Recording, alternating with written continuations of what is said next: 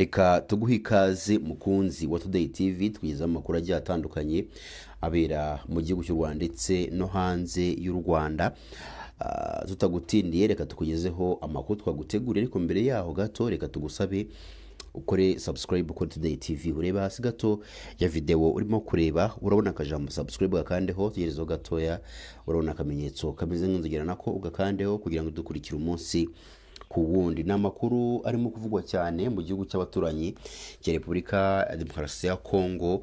Murabizi mu minsi ishize havuzwe cyane amakuru y'uko kiriya gihugu cyashubijeho igihano cy'urupfu, igihano cyari cyarahagaritswe by'agateganyo muri za 2001-2002. icyo gihe nibwo igihano cy'urupfu cyahagaritswe by'agateganyo. Muri iyi minsi rero cyongeye kuba cyasubukurwa, bavuga ko umuntu wese uzajya ugambanira igihugu, umuntu wese uzajya yitandukanya n'inshingano zo kureberera igihugu ndetse n'abakora urugomo bose bishobora kuviramo abantu gupfa, bagiye kuzajya bahanishwa igihano cy'urupfu. Kuri iyi nshuro rero birasa nkaho byatangiye gushyirwa mu bikorwa. Nk'uko mubona kuri screen zanyu, hari abasirikare benshi bo mu gihugu cy'abaturanyi cya Repubulika ya Demokarasi ya Kongo bari imbere y'ubutabera, barimo gukatirwa igihano cy'urupfu nyuma y'uko bikekwa ko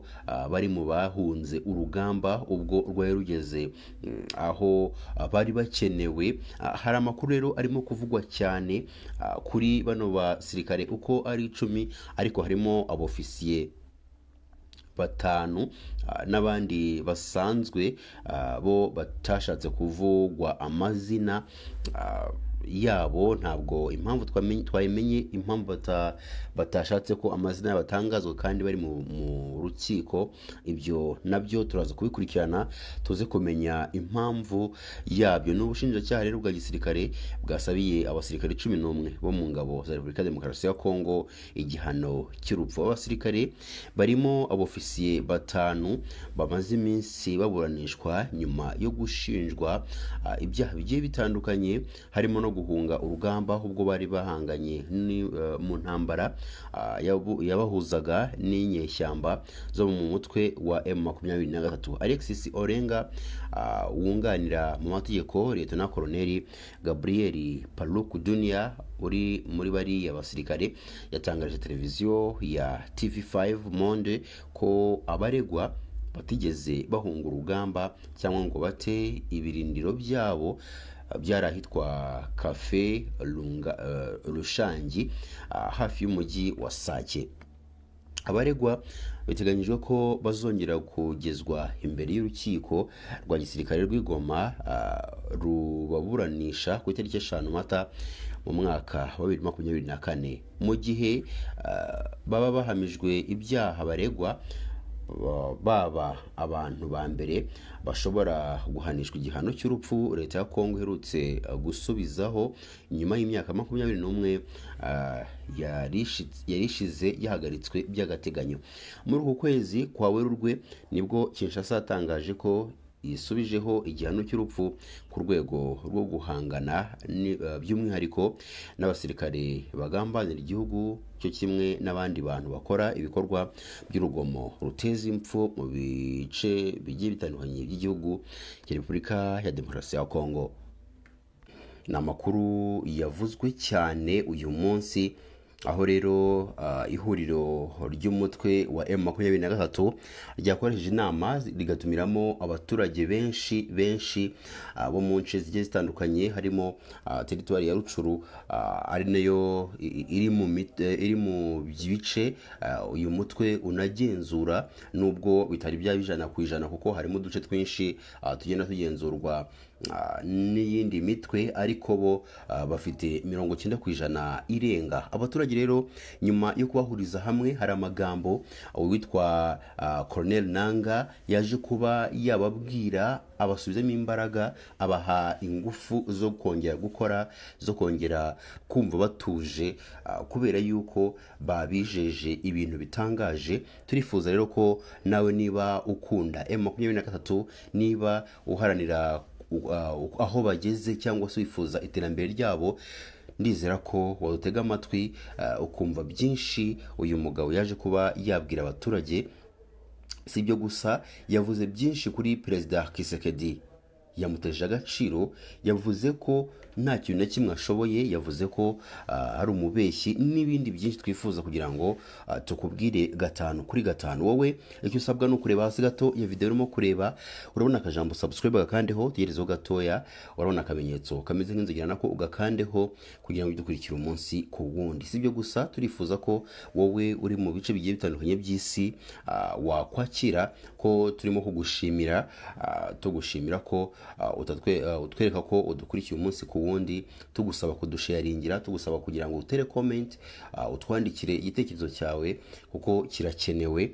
Wowe rero uri muri Amerika, uri mu Bwongereza, mu Bufaransa, tuguhaye ikaze. Si wowe gusa, n'abari hano mu Rwanda nabo tubahaye ikaze. Reka tubagezeho byinshi uyu mukoloneli witwa Colonel Nanga yaje kuba yatangaza, dore ko yanavuze ko barimo gusatira Goma, ubu ngubu barimo kwigera amajanja, gahunda ari ukugera muri Kinshasa. Uhawe ikaze rero. Nanga wari mu nama yahurijwemo abaturage bo muri teritwari ya Rucuru, imwe mu zigenzurwa n'ihuriro rya AFC cyangwa se M23, ku kigero kirenga 90% mu ntara ya Kivu ya ruguru. Yavuze ko ihuriro ayobora rifata perezida wa RDC Felix Antoine Tshisekedi nk'umubeshyi, umujura, uwo nguwo wibye amatora. Yagize ati, twebwe ntabwo tumuzi nka perezida, ntakiri perezida, n'inzego zose yashyizeho ntituzizi, turi mu nzira, tuzagenda tubikureho, tubirukane, tuzagenda dushyireho kubana mu bumwe, dukure irondabwoko, dukureho itotezwa ry'umutungo cyangwa se inyerezwa ry'umutungo, dukureho ububeshyi. Agaruka ku ntego nyamukuru y'iri huriro kuri ubu ngubu rikiri mu mirwano n'igisirikare cya leta. Nanga yavuze ko M23 ari umucyo uturutse mu burasirazuba bwa RDC werekeza hose kubohora igihugu cyose. Yagize ati, ni umucyo uturutse hano uyu munsi, ni umucyo wo kujya kubohora Kongo yose. Tuzaturuka Rucuru mu burasirazuba bwa Kongo, tuzafata Goma, tuzabanza kubohora Goma, ariko Goma siyo ntego yacu, ahubwo Goma niyo nzira. Tuzaturuka mu burasirazuba tugende mpaka tugere mu burengerazuba. Nanga akavuga ko nyuma yo gufata ibice byose byo mu majyaruguru ya Kongo, aribwo bazamanuka bagafata umurwa mukuru wa Kongo ariwo Kinshasa. Ariwo Kinshasa. Yagize ati, ubwo nibwo tuzaba tumaze kubohora Kongo yose, nitumara gufata Kinshasa. Akomeza avuga ngo, icyo nababwira uyu munsi nuko Kongo ari imwe, ni ngombwa ko tubana mu bumwe. Ni hariho umunyekongo, umuruba cyangwa umuswahili, twese turabanyekongo. Intego yacu rero ni ugufata igihugu cyose kugira ngo dutangire kubaho mu mahoro no mu iterambere.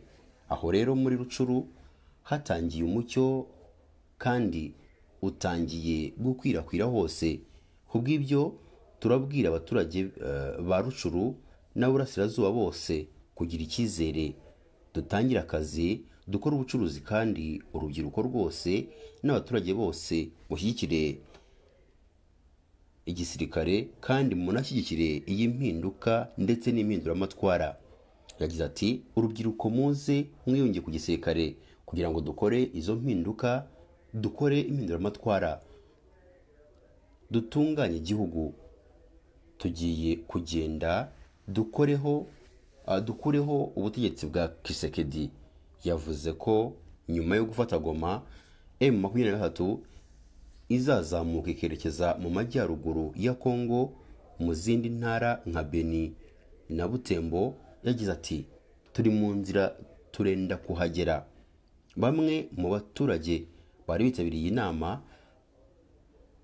bagaragara mu mashusho, bimwe bavugiye mu majwi ari hejuru, bagize bati, mugire vuba mufungura inzira ibintu nanga yabemereye ko biri mu byo bagiye kwihutira gukora.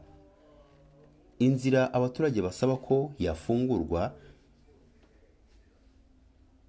ni iziharirana n'umujyi wa Goma, kuko buri muntu wese cyangwa se ku buryo kuri ubu ngubu inzira zose umutwe wa M23 wamaze kuzifunga. Abari muri uwo mujyi bakemeza ko byatumye ubuzima buhenda cyane, ku buryo kubona ibyo kurya biturutse mu cyaro bisa n'ibitagishoboka. M23 ifite ibice binini igenzura muri teritwari ya Masisi, Rucuru na Nyiragongo, ariko hose nta na hamwe igenzura ku kigero cy'100%. Bamwe mu basesenguzi bakemeza ko akazi uyu mutwe ufite ari kanini cyane, kuko ubundi Intara Kivu ya ruguru ari irimo abaturage benshi bakeneye kubohorwa, kuko babuzwa umutekano n'amahoro n'abo mu ihuriro ry'ingabo za leta babica babashinja ko ari abanyarwanda biturutse ku isura cyangwa ururimi bavuga.